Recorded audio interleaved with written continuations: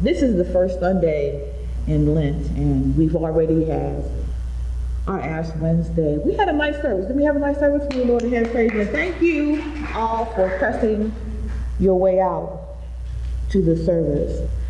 It's a time that marks our time of reflection, especially when we come to this first Sunday. And as Deaconess Jane said, Lent is more than giving up something. We have to fill that empty space with something. If not, we risk the chance of something else deciding it's going to fill that space for us. So we have to be intentional about what we want to take out of our lives, whether it's unhealthy, unpleasant, unnecessary habit, and be intentional about adding something back into our lives. You heard the conversation with the children about strengths and weaknesses, and it's in my notes, so I won't go through that again, but there are two different types of weaknesses that we face, especially during this season, when our bodies are physically weak, but we're also weak because we're being tempted.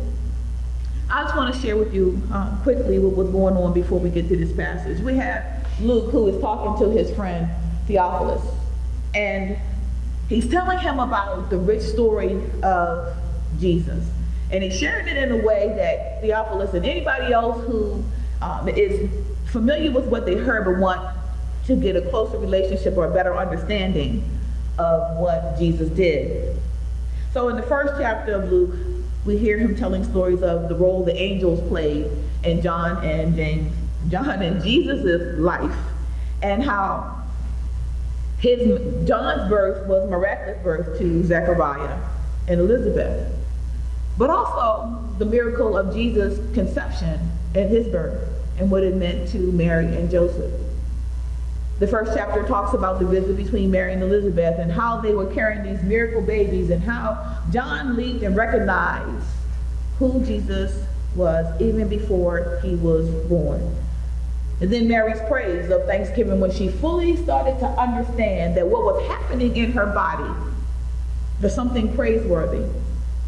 Then we have John's birth and Zechariah's praise at who his son is going to be on this mission to save the world, to free the people, and to be who Jesus was called into this earth to be. So John played an important role too. Then we have the second chapter, which is the birth of Jesus and the shepherds coming, and the story we talked about extensively, about them coming and seeking Jesus and what they did afterwards. And then the second chapter also talks about Mary and Joseph and how they followed their custom to take their firstborn son to the temple to offer him to the Lord. And while they were there, Simon got a word from the Lord to go and meet this baby Jesus. So Simon goes and he sees the baby and he lifts him up and he praises God for him, and then he tells Mary how important her son is and how her son is going to change the world. Then after Simon speaks, then comes Anna the prophet, and she comes in and she speaks of Jesus also. And so then after that, they return to Nazareth, and Jesus starts to grow and starts to be, kind of a regular kid with not supernatural powers, but you know what I mean. He sees things that other children may not see. And then as a boy, they go back to the temple, and he's around 12 years old.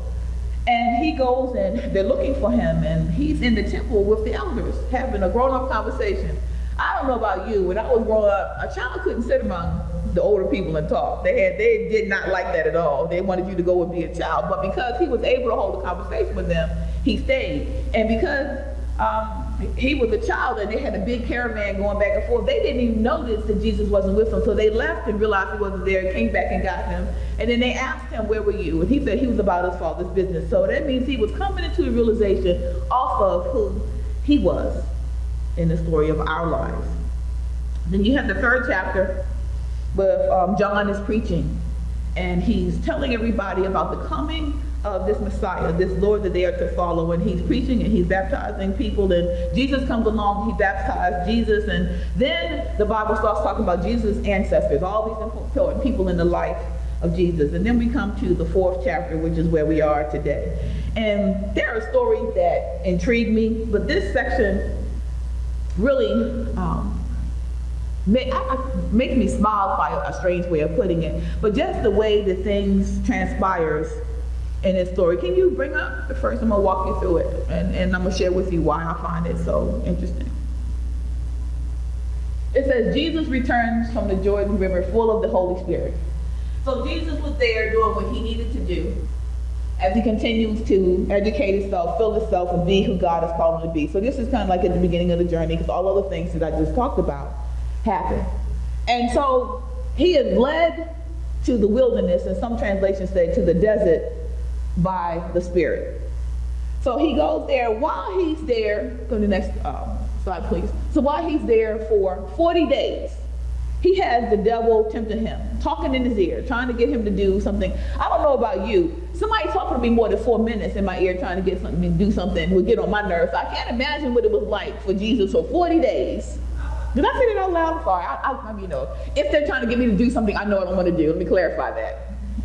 I like having conversations. I prefer to have conversations as opposed to texting. But I'm saying he spent 40 days. 40 days.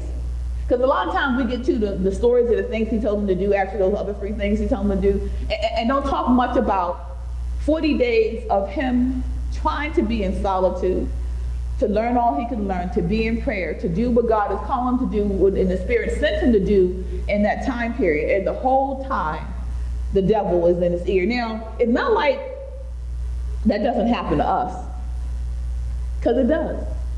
And the interesting thing was, all the stuff we just talked about in chapters 1, 2, and 3. So the devil knew full well who Jesus was. But if he could get him to do something, then that would have people know that he really isn't who he says he is. So then the devil starts his campaign.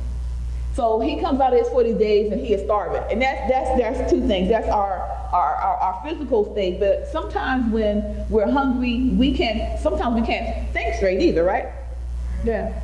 I don't know about you, sometimes I'm just thinking about my next meal, and like one of the children said, sometimes when you're tired, I mean when you're really tired, not faking tired because you don't want to do anything, but when you're really tired, sometimes you're even too tired to eat. So you got the 2 things going on. So he had just gone through 40 days of having the devil talking in his ear, so I'm sure he's tired of that mental battle with him, right? But then his body is physically tired because he hasn't eaten. It says he's starving. So can you go to the next slide?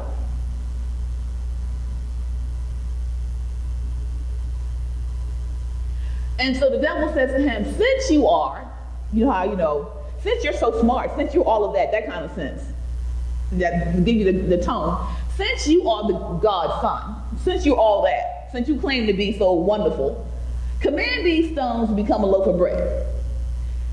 I look at this and I smile, because the first thing he did when he came out of those 40 days, when we come out of a situation, we just kind of relax. So the devil is relentless. So he's like, since you are, and Jesus could have been like, I'm God's son, what do you want me to do? He says, command these stones to become a loaf of bread. Because, bread is food, you need nourishment, all of that. But Jesus does what? Go to the next slide.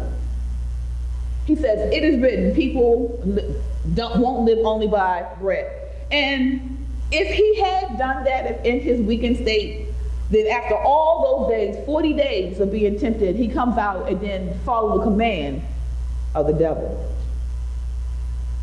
So that's what that means. So that's why Jesus corrected him, saying, no, you're not going to get me to do this. Because if he had done that, and we do that, we're tired, and sometimes we're caught unaware, and we say and do things that we don't really mean.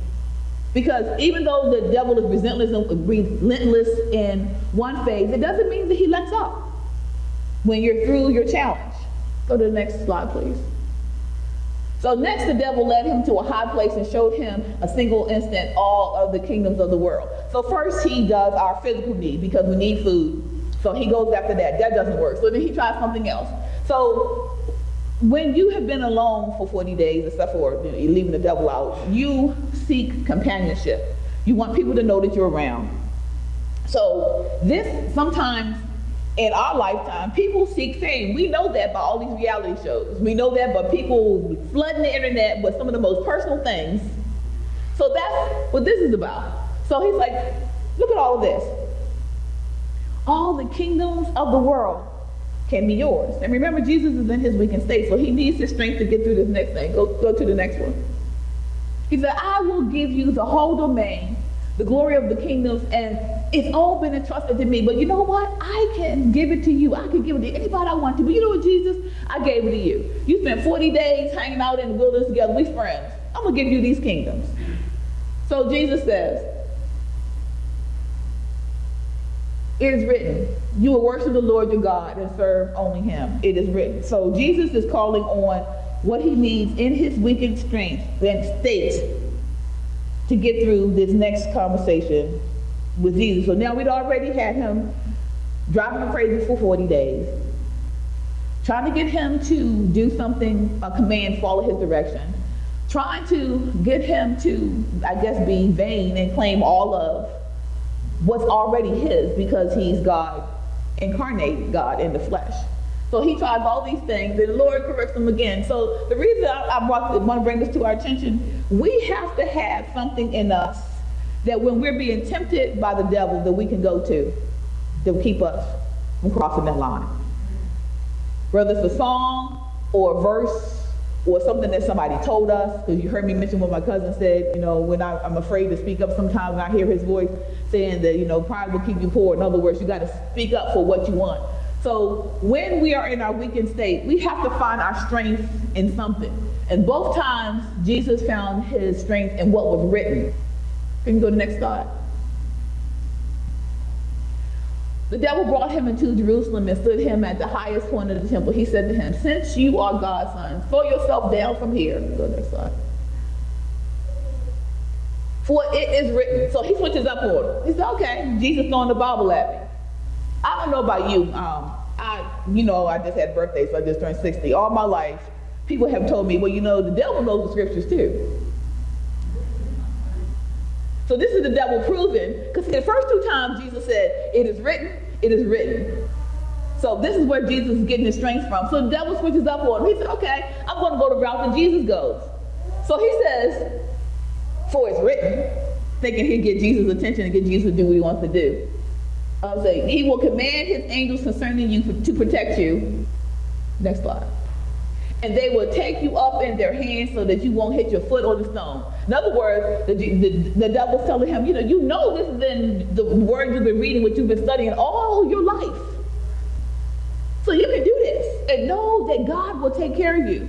Still trying to be slick because, once again, if he does that, can he do that? Could his faith tell him to do that? Most likely he's Jesus.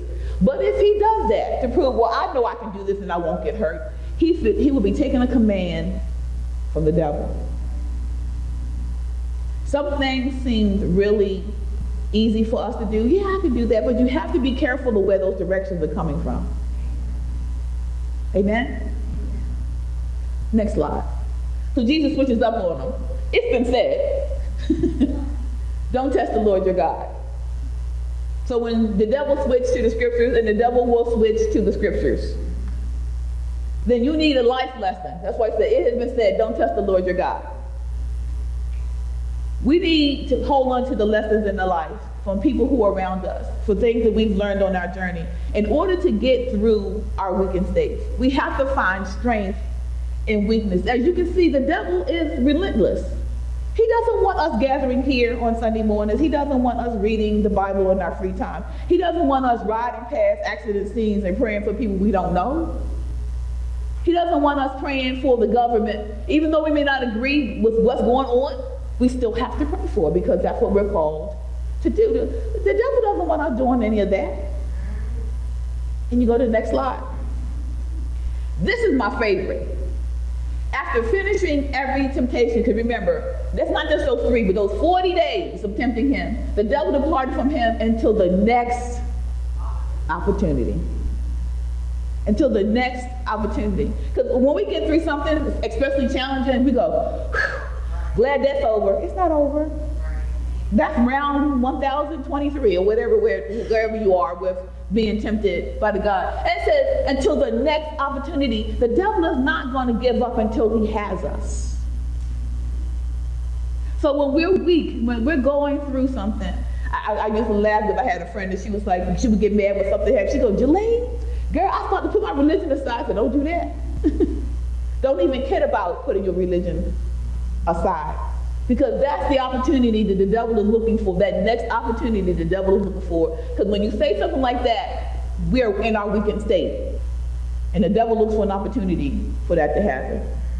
I shared this with Kathy the other day. We were talking and we had a little bit of road rage in the McDonald's lane in Timonium going to see the 12-year-old. And this lady thought, yeah, I got a van full of children and they're trying to decide what they're wanting and it's taking time. And she thought that we were taking too much time, and she started blowing the horn and yelling out the window, all kinds of things. I got children in the van, so she's yelling all the stuff out the windows and stuff. So this is as the 14-year-old was ordering. Now see, if it was me, I just would have ignored it.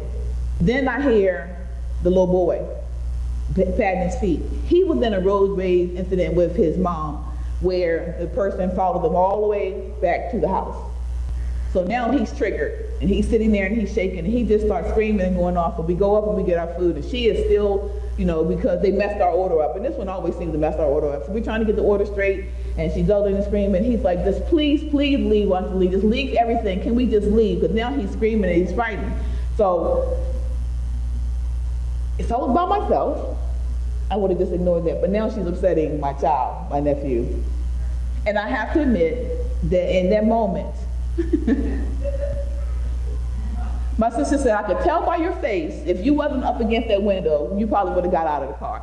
That was my weakened state. But I had to call on the strength in that weakened state, not to do something crazy that I would have regretted, because I would have been here this Sunday, because I'd probably still be locked up there. We have to draw on something in our weakened state. Because the devil knows that I can take a lot of stuff, but you go after one of my, that includes the children in this congregation too. You go after one of my children, then you're dealing with a whole different person. So I yelled back, I said, I paid for my food, I'm gonna get it. That's all I said. So we pull over, because I want to make sure the food was straight. So now he's really screaming, oh, Delane, please don't do anything, don't do anything. Because he knows I'll say, and I'm gonna say this to you all, I won't fight with you, but I'll fight for you. So he just wanted to leave, so I want to make sure they got their food straight. I am right now just calling on all the angels to keep me in my place. So I open the door, get out, so I can take a deep breath.